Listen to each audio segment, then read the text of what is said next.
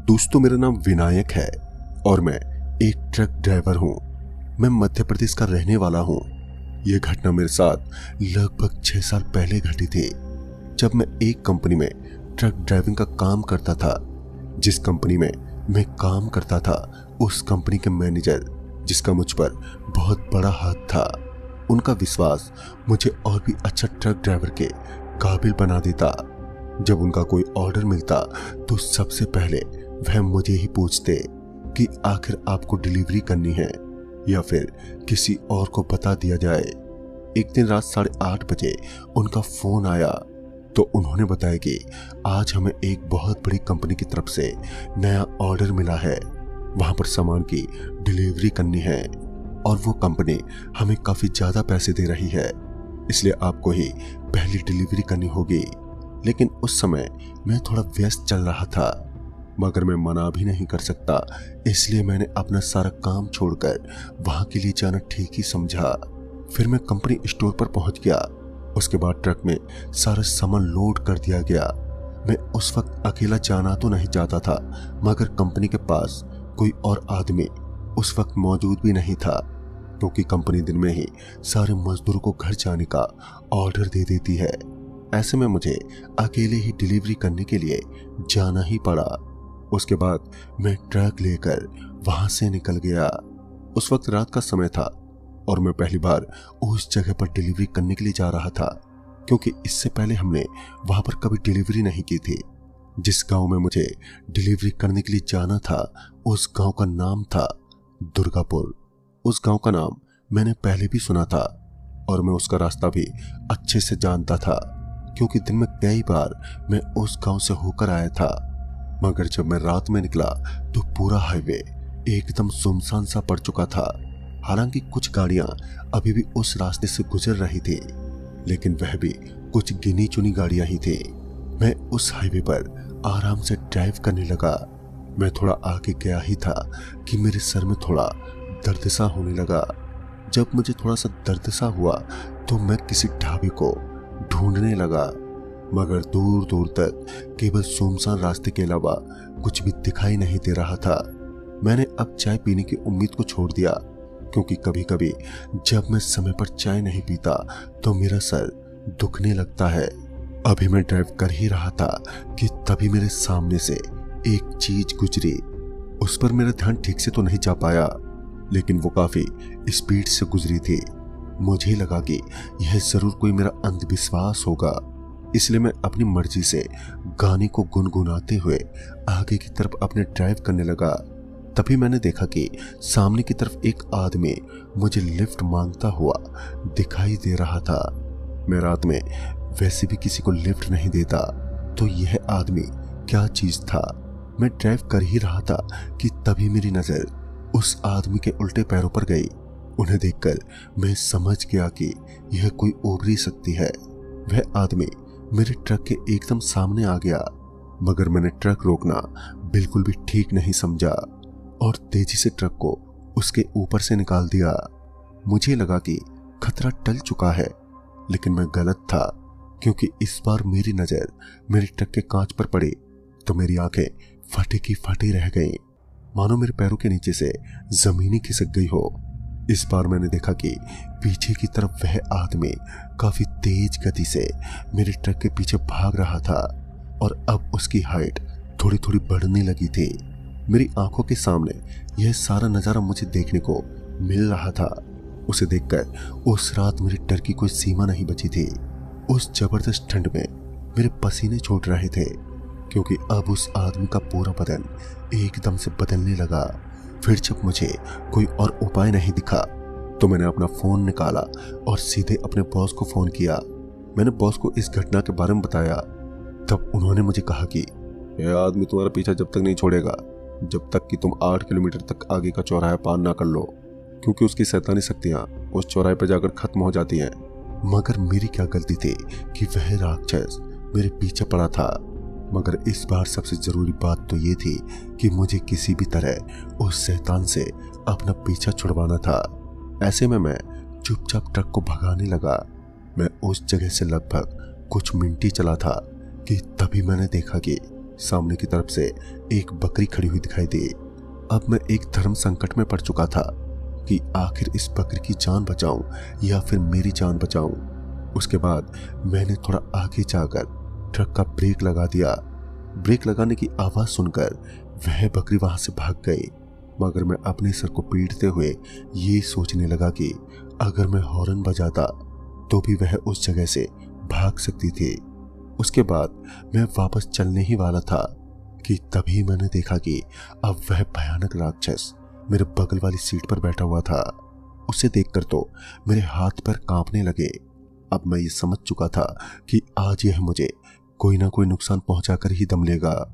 मगर उसके बाद मैं ट्रक को तेज गति से भगाने लगा, लेकिन तभी उस आदमी ने अपने मुंह से भयानक आवाजें निकालना एकदम से शुरू कर दिया। एक तो पहले से ही उसका पूरा शरीर इतना भयानक था जिसे देखकर मेरा डर से बुरा हाल हो रहा था, और अब उसकी यह भयानक आवाजें मेरे कानों को फाड़कर बाहर निकल रही थी। लगातार उसकी भयानक आवाजों की वजह से मेरा संतुलन ट्रक के हैंडल से बिगड़ने लगा, और तभी अचानक ट्रक एक बड़े पेड़ से टकरा गया। जैसे ही ट्रक उस पेड़ से टकराया कि मैं नीचे कूद गया। नीचे कूदकर मैं भागने लगा, मगर जब मैंने पीछे मुड़कर देखा तो वो आदमी कहीं पर भी दिखाई नहीं दिया। मगर वह एक राक्षस था और मैं एक सामान्य आदमी, तो वह कभी भी मेरा पीछा करके मुझे खत्म कर सकता था। ऐसे में मैं तेज गति से भागने लगा। मैं तो यह सोचता था कि अगर सामने से कोई गाड़ी मिलेगी तो मैं उसकी मदद लेकर थोड़ा आगे निकल जाऊंगा, मगर अफसोस ये कि कोई भी गाड़ी या बाइक दिखाई नहीं दे रही थी। सन्नाटे से भरी उस रोड पे मेरे कदमों की आहट चारों तरफ सुनाई दे रही थी। मेरी धड़कनों की आवाज भी मैं साफ साफ सुन पा रहा था। मैंने काफी आवाज भी की थी, मगर चारों तरफ का इलाका पूरा का पूरा सुनसान था, और अभी तो मुझे 4 किलोमीटर की दूरी दौड़कर ही तय करनी थी। मगर अब मैं बहुत ही ज्यादा थक चुका था, तो ऐसे में मुझे थोड़ा आराम चाहिए था। मगर मैं कहीं भी रुकता तो मैं अपनी जिंदगी से हाथ धो बैठता। अभी मैं थोड़ा आगे ही गया था कि इस बार मैंने देखा कि सामने की तरफ वो आदमी मुझे खड़ा हुआ दिखा। अब मेरा तो पूरा दिमाग घूम गया था, और जब मैंने पीछे पलटकर देखा तो वही आदमी अभी भी मेरे पीछे ही भाग रहा था। मैं बड़ा ही कंफ्यूज हो गया कि आखिर मुझे जाना है तो जाना किधर है। मगर मैंने अपने पूर्वजों से एक बात सुनी थी कि अगर हमें रास्ते पर कोई बुरी शक्ति नजर आए तो हमें कभी ना तो पीछे पलटना चाहिए और ना ही रास्ते से भटकना चाहिए। और आज वही समय था जब मुझे मेरे पूर्वजों द्वारा बताए गए इस नियम का पालन करना था। मैं चुपचाप सामने की तरफ एक स्पीड में भागता रहा, और फिर मैं अचानक से सामने खड़े उस आदमी के करीब से निकल गया। मैंने उस आदमी की तरफ बिल्कुल भी नहीं देखा और चुपचाप अपने रास्ते को पार करने लगा। मगर तभी एक भयानक आवाज जिसने मेरे बढ़ते हुए कदमों को एकदम से हिलाकर रख दिया।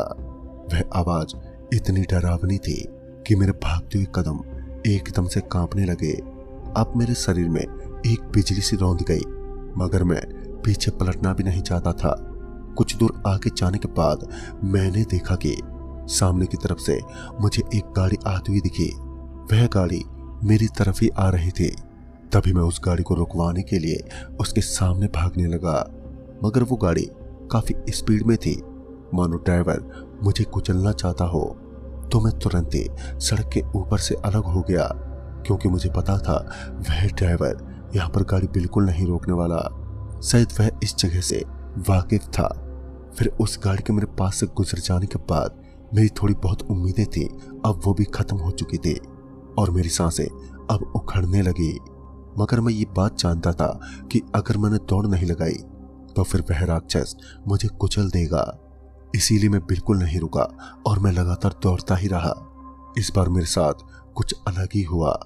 इस बार जो नजारा मैं देख रहा था वह मेरे लिए मेरी जिंदगी का सबसे डरावना और खौफनाक नजारा था।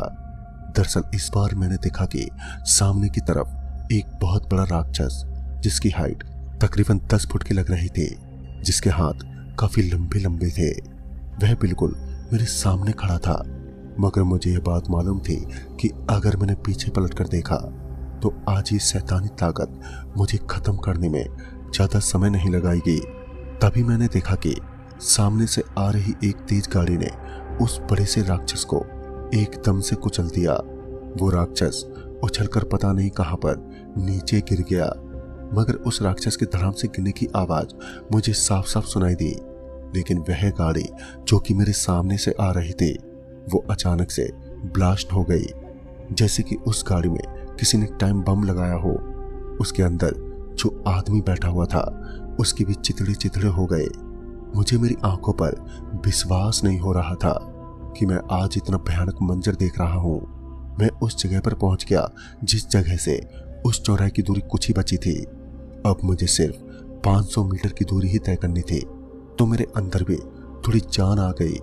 फिर मैं उसी समय पूरी तेजी के साथ भागने लगा, लेकिन अचानक से मेरे सामने वो भयानक आदमी आकर खड़ा हो गया। शायद मेरे दौड़ने की रफ्तार कम हो चुकी थी। उसने अपने भयानक रूप मुझे दिखाने शुरू कर दिए। अब वह अपने उस रूप में था जिसे देखकर किसी की भी जान निकल जाए। अब वो बिल्कुल मेरे सामने खड़ा था। उसका पूरा चेहरा खून से लथपथ था, साथ ही उसके नाखून भी काफी लंबे लंबे थे। उसके दांत किसी की चाकू की धार की तरह बहुत ही मजबूत थे। उसके पूरे बदन में से एक भयानक बदबू आ रही थी। उस समय रात के लगभग 12 बज चुके थे और मैं अपना ट्रक छोड़कर यहाँ पर इस खतरनाक साए के बीच फंसा हुआ था कि तभी अचानक से मेरे फोन की रिंग बजी। मेरे फोन में भगवान की आरती लगाई हुई थी और वह आदमी जो मेरे सामने खड़ा था वह तड़पने लगा। फिर वो जोर जोर से चिल्लाने लगा। उसके चिल्लाने की आवाज चारों तरफ साफ साफ सुनाई दे रही थी। उस भयानक सन्नाटे की रात में सिर्फ उसकी आवाज ही सुनाई दे रही थी। वह मेरी तरफ बढ़ने की कोशिश कर रहा था, मगर शायद भगवान की लगाई गई रिंगटोन की वजह से वो पीछे खिसकने लगा। जैसे जैसे उसके कदम पीछे हट रहे थे वैसे वैसे मैं भी उस चौराहे की तरफ भागने लगा। फिर मैंने एक बार पीछे पलटकर देखा तो मैंने इस बार पाया कि अब उस आदमी का पूरा बदन आग से भरपूर हो चुका था, क्योंकि वह जलने लगा और साथ ही चिल्लाने लगा। उसकी भयानक चिल्लाने की आवाज मेरे कानों में छेद करने की कोशिश कर रही थी। कुछ देर बाद ही वह आदमी वहां से एक पटाखे की तरफ उठ सा गया। कुछ देर के बाद वह आदमी वहां से राख के रूप में तब्दील हो गया। किसी तरह मैं उस जगह पर पहुंच गया। वहां पर पहुंचकर मैंने लंबी सांसें लेना शुरू कर दिया। उसके बाद मैं वहां से सामने वाले उस गांव में पहुंचा। उसके बाद मुझे पता चला कि वह एक बहुत ही भयानक बुरी शक्ति है जो कि काफी सालों से लोगों को परेशान कर रही है। खास करके वह रात में सफर कर रहे व्यक्तियों को नुकसान पहुंचाने की कोशिश करती है। लेकिन जब मैंने उस कार ड्राइवर के बारे में पूछा जो कि उस राक्षस से टकराकर ब्लास्ट हो गया था, तो उसके बारे में मुझे पता चला कि वह एक छलावा है। उन गांव वालों ने मुझे सिर्फ इतना ही बताया कि वहां पर बुरी शक्ति का वास है, और इसके आगे उन्होंने मुझे कुछ बताना ठीक नहीं समझा। मगर मुझे भी इसके बारे में कुछ ज्यादा लेना देना नहीं था। भगवान का शुक्र था कि उस दिन मेरे मोबाइल की रिंगटोन की वजह से मेरी जान बच गई। तो दोस्तों, इस कहानी में बस इतना ही।